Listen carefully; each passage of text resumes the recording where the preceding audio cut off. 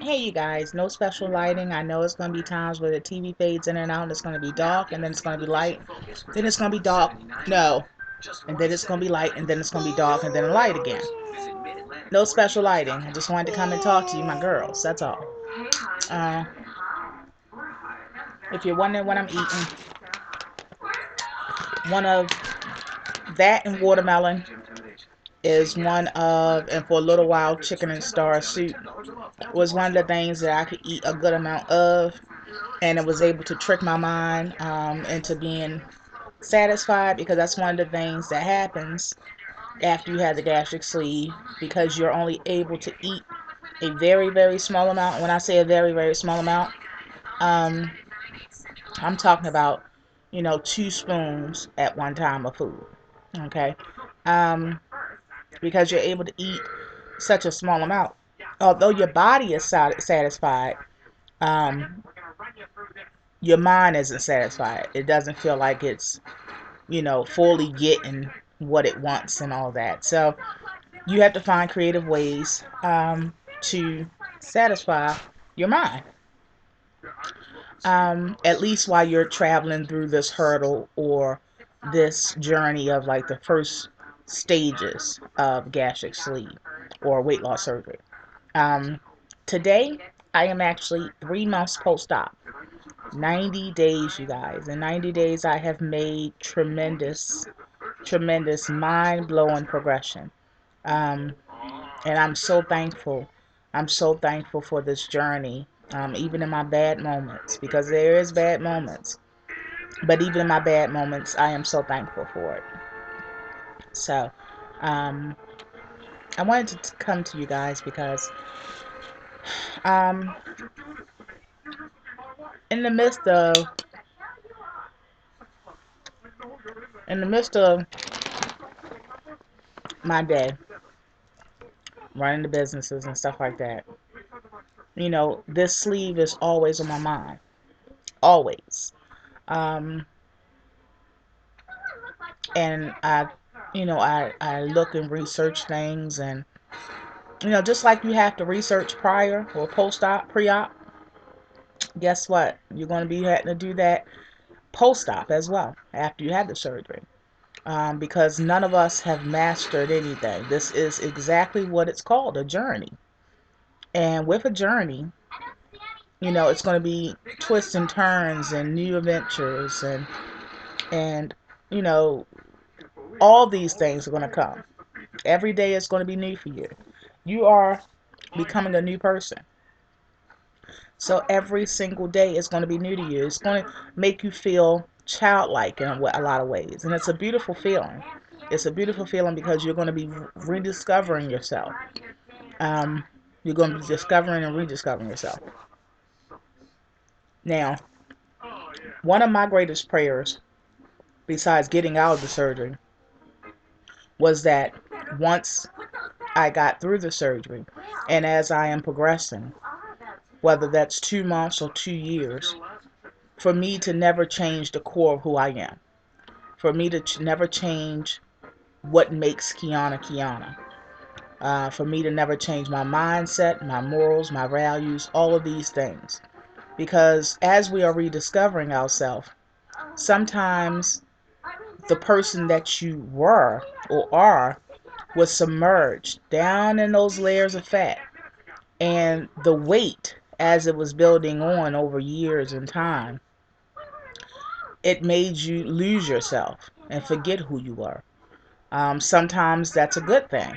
Sometimes that's a bad thing. But I just wanted to make sure that as God was delivering me from this battle, and as He was restoring and renewing me, that I did not forget who I am and whose I am.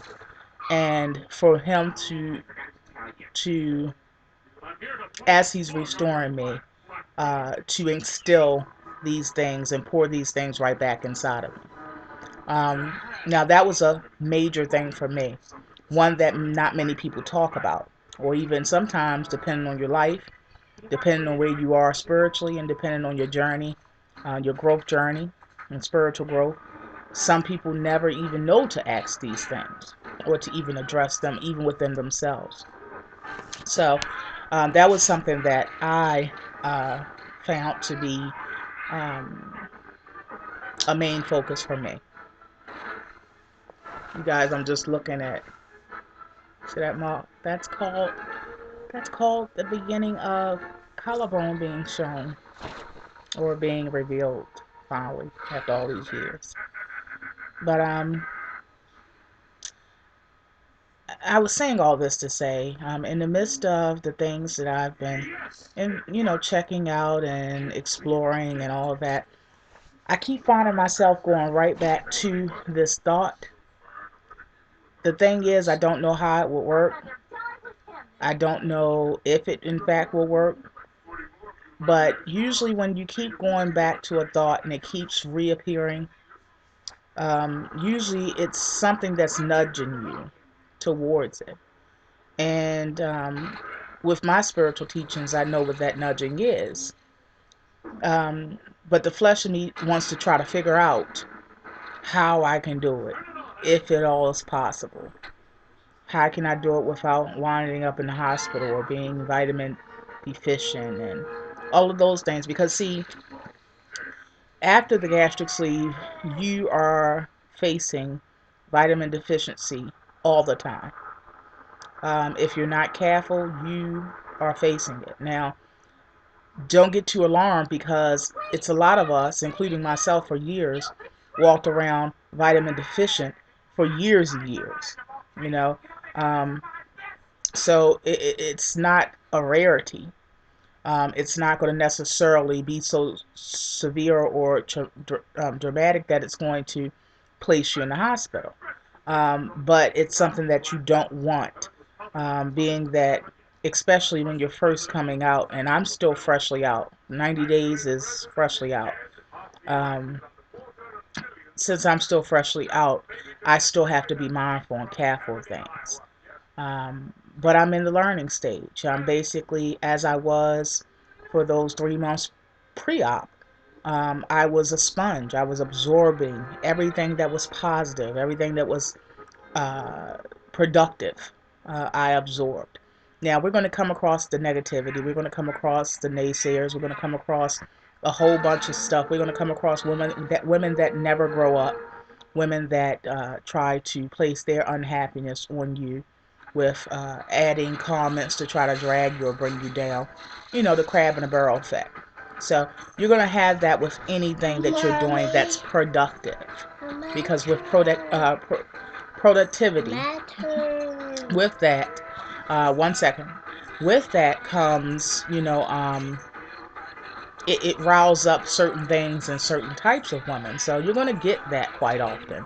So just know that. And there's no way to prepare for it because you know how some people say know it and prepare. You're not going to be able to prepare for it. But what you can do is learn mechanisms to get around it and for those things to bounce off of you. That is something that you're going to have to learn. Okay.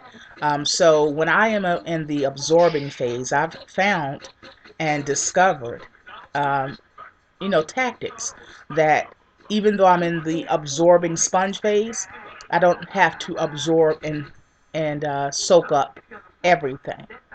Things that are not productive to me bounce off of me. Even if I address it once, that's the thing. I address it and I move on. That's what grown women do. We move on.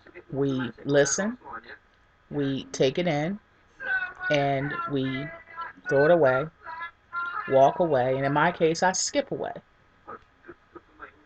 I skip my happy fat tail away, and it does not faze me, because you learn when you grow, you learn to release things. So you're going to have to get to that stage. You're going to have to get there. It doesn't come overnight. It is a process, but make sure you include that into your journey because as your body is changing, uh, people around you will also change, and it won't necessarily be for the. It won't necessarily be a changing in a positive way that they're going to act towards you or they're going to react towards you. But anyway, I'm just giving you tips, including that in this video. So, take it or leave it. You like it, I love it. Anyway, I wanted to. I keep feeling this nudge for me to become a vegetarian again. And I say again because I was a vegetarian for 4.5 months last year. And Nene actually is now have been a vegetarian for 13 or 14 months. So she has been a vegetarian for over a year, and I taught her that. And I'm so proud of her. And Nene won't, she just won't turn back. I know it for a fact. But anyway, mm-mm, My turn. not yet, not yet. Well, It's my turn. it's not your turn. Yes, it is. No, it's not. Yes, it is. Okay, wait a minute. Anyway, um, the thing is, the reason why I said I don't know if it's feasible and I'm able to become a vegetarian is because a lot of things, a lot of people don't understand. If they've never had the surgery and they just know somebody that had the surgery, or their cousin or their co-worker had the surgery, they really don't know all the details. And when they hear certain details, they don't understand it and they automatically have a reaction. But it takes a while before you're able, and everybody's time frame is different, but it takes a while before you're able to actually process certain kinds of vegetables after the gastric sleeve. Now, your time may be different from my time, but it actually does take a minute. Now, I've eaten a spoon or two of a salad before and all that kind of stuff. I can eat it, but not enough for me to get great vitamin amounts from it, if you're understanding what I'm saying. Um, I am a faithful advocate of taking all my vitamins. Most of my vitamins, actually almost all of my vitamins, are gummies. Um, I take them faithfully because I'm not able to consume many vegetables. So, with that being said, and knowing that I'm still in that stage that I'm not able to consume a lot of vegetables, and I've even talked to a lot of people, not that knows somebody that had the surgery, but actually had the surgery, that they're still not even almost a year post-op able to consume um, vegetables really. And if they are, it's very, very, very little. So I don't know how it would actually work being in this stage and being a vegetarian that can't consume that many vegetables. I can try to juice them and things like that, but we have to remember that when we eat solid foods, by the time it reaches our stomach, it's pretty much juiced. Sounds nasty, but these are the facts. So if you really can't consume it as a solid, more than likely you're not going to be able to consume it as a liquid because your food liquefies once it reaches your stomachs and the stomach acids and things like that. So, that's not going to be much of a big difference. Um, and I can drink, hemp protein shakes and plant-based protein shakes from my own investigations and research. I'm trying to research it because it's still pulling at me, right?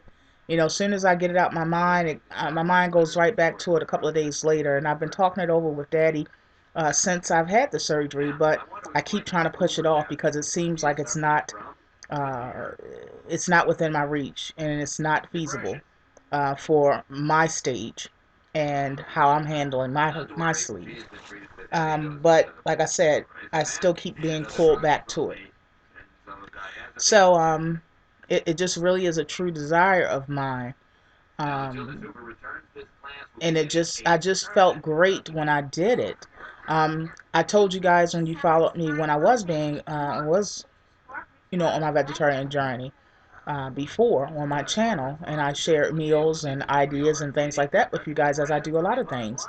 And I told you guys it was about overall health and wellness for me. Now, if you don't consider it being a great thing, that's fine. You like it, I love it. Like I said before, so that's your choice. But for me, when I think of ideal and when I think of overall health and wellness from actually feeling it, actually doing it for myself, again, not from knowing somebody that knew somebody and not from a coworker or a friend or a cousin or a sister, but actually living it in live and living colors. I just felt cleaner inside. I felt better inside. I'm not able to consume. Sure, I'm not able to consume. We know that. I'm not able to consume hardly anything. Even still, 3 months out, I consider buying food such a waste. Such a waste. Like my grocery bill is ridiculously lower than ever before because I just view food differently now. I'm sure I eat a spoonful or a bite of something that maybe somebody else will say I shouldn't eat. But when you're eating only one bite, say what you want. How many bites you eat? So I'm only able to eat one or two. How about you? Anyway, it's just that it keeps nudging me to go back to that lifestyle because it really truly is a lifestyle.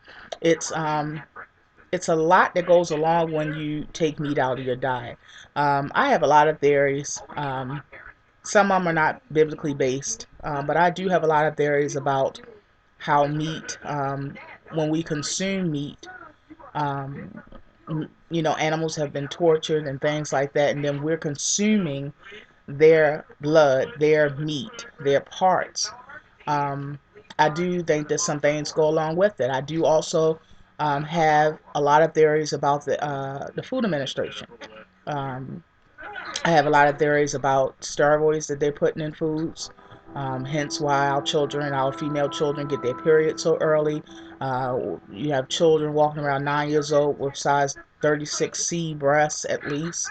Periods didn't. Remember back when we were younger, you didn't get your period till you were like 13 years old. Now, these children that's in elementary school, you know, if you go to your nurse office at your daughter's elementary school, I guarantee you she has pads there. And that did not happen when we were in elementary school. And it was because I think a lot of things, of course, some are environmental and some are what we're eating and what we're digesting.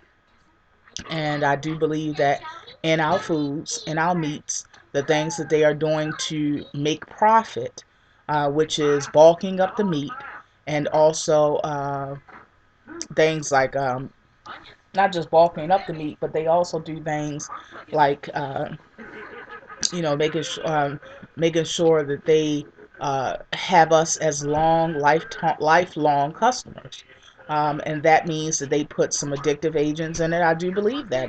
Call me a conspiracy, you know, thinker or various or I whatever you want to call do. me, but I um, I do. truly believe a lot of things. I haven't ever gotten into it. I touch base with it and every now and then in some of my videos, but I haven't really got too far in depth about it. Um, it's just I just think that it's a lot of things, and it's not just the meat. It's also the pesticides that they put on the vegetables and things like that, and that's why I told you guys that when you guys saw me do that gym workout video when I was at the gym, and I showed you my warm up. When I came out, I talked to you guys about how I am really into um, at the time and still at this time halal meats and kosher meats and organic vegetables, and I really have changed a lot of things. I've been very resourceful with finding ways to be able to eat better, a better quality of food for my family because I'm spending less as far as the quantity, and I'm able to spend the same amount because of the quality, because I decreased the quantity.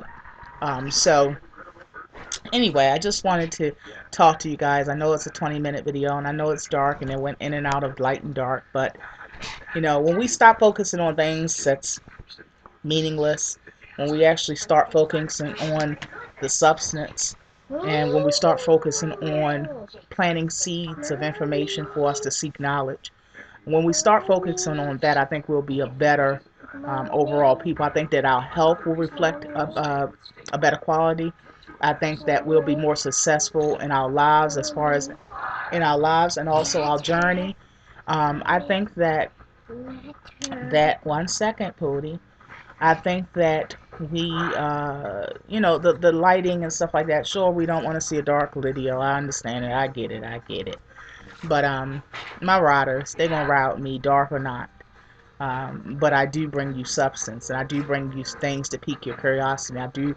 I hope I do bring you things of value, and I want you guys um, to seek knowledge and seek change for yourselves, and have that fit into your life and your lifestyle and your family. Um, you guys, I was happy before. I had joy before because my joy doesn't come from the earth. Sure, I'm happy when I go on a trip, or sure, I'm happy when I go shopping, but my true joy was at the core of me.